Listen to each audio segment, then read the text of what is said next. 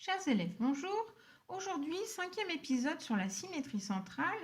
On va voir comment bien analyser des consignes pour faire des constructions sans se tromper. Je vais déjà commencer par rappeler quelque chose de très important, c'est que pour que deux points A et A' soient symétriques par rapport à un point O, il faut que O soit le milieu du segment A'. On a déjà vu comment tracer des symétriques sur papier blanc. Si tu n'as pas acquis cette méthode de construction pour la symétrie centrale, revois d'abord l'épisode 4. Aujourd'hui, on va travailler sur cet exercice qui comporte 4 consignes de construction avec lesquelles on se trouve confronté à plusieurs difficultés. Déjà, dans les exercices précédents, ce qu'on avait habituellement, c'était une figure tracée, un centre de symétrie clairement indiqué. Donc la consigne de travail était très facile à comprendre.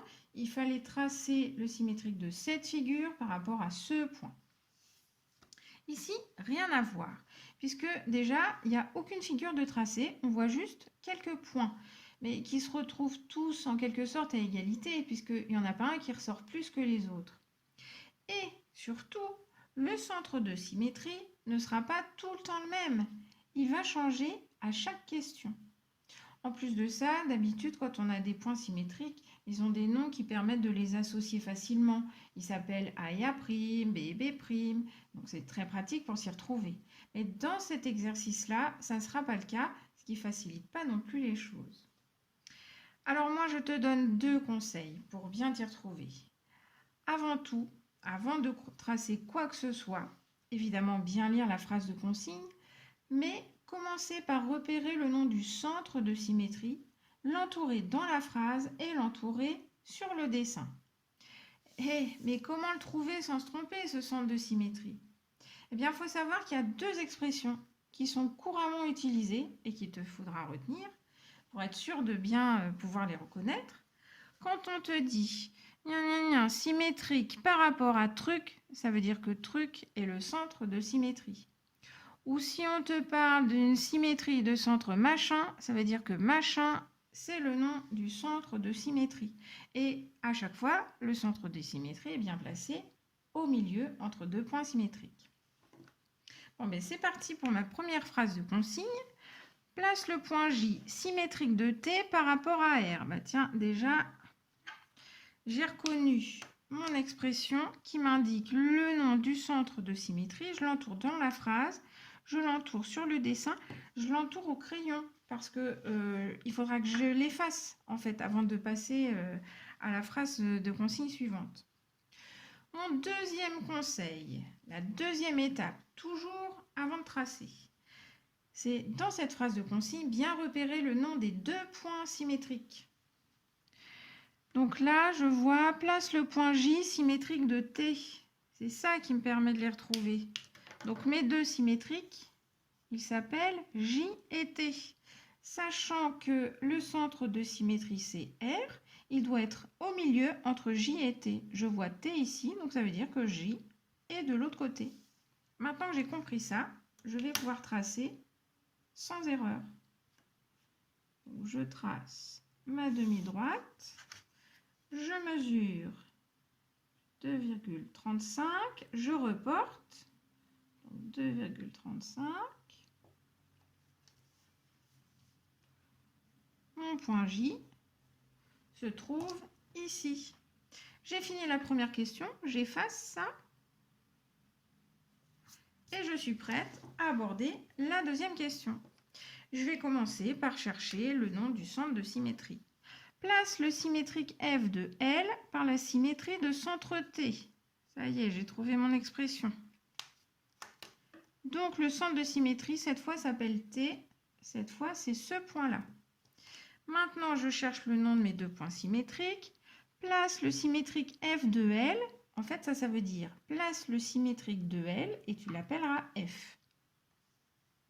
Donc, mes 2 points symétriques s'appellent F et L. Sur ma figure, le point T sera donc au milieu entre F et L. Je vois L de ce côté-là, donc F va être de l'autre côté. Je trace. Je mesure 1,9. je reporte 1,9 cm. Le point F est ici. J'efface ça avant de passer à la suite. Et je continue. Question 3. Je vais chercher mon centre de symétrie. Place le point K, sachant que les points R et L sont symétriques par la symétrie de centre K. J'ai vu l'expression. Mon centre de symétrie s'appelle K. Et là, ah bah tiens, bah oui, je ne peux pas l'entourer sur le dessin. Bah c'est normal, puisqu'en fait, il faut que je le place. Donc, ce sera à moi de trouver où il est. C'est pas grave, je continue. Je vais chercher le nom de mes points symétriques. Place le point K, sachant que les points R et L sont symétriques. Les voilà. Mes symétriques s'appellent donc R et L. Ils sont là. Le point K, comme ce sera le centre de symétrie, il sera forcément au milieu de ce segment. Donc je trace ce segment et je place son milieu. Je mesure, j'ai donc 3,4 cm, la moitié c'est 1,7. Voilà le milieu du segment, donc voilà l'emplacement de mon centre de symétrie K. Enfin, dernière consigne, place le point A, sachant que le symétrique de A par rapport à L, j'ai trouvé mon expression, par rapport à L, le centre de symétrie, cette fois, c'est le point L. Je cherche le nom de mes points symétriques. Place le point A, sachant que le symétrique de A est T. Donc, mes deux points symétriques s'appellent A et T. Le centre de symétrie, L, va être au milieu entre A et T. J'ai le point T ici, donc le point A va être de l'autre côté. Je trace, je mesure 1,9 et je reporte. Voilà mon point A. J'espère que tu as bien compris ces différents exemples. À toi maintenant de retenir ces deux expressions très utiles pour savoir retrouver sans erreur le centre de symétrie dans une phrase de consigne. Et moi, je te dis à bientôt sur Arsène pour de nouvelles aventures mathématiques.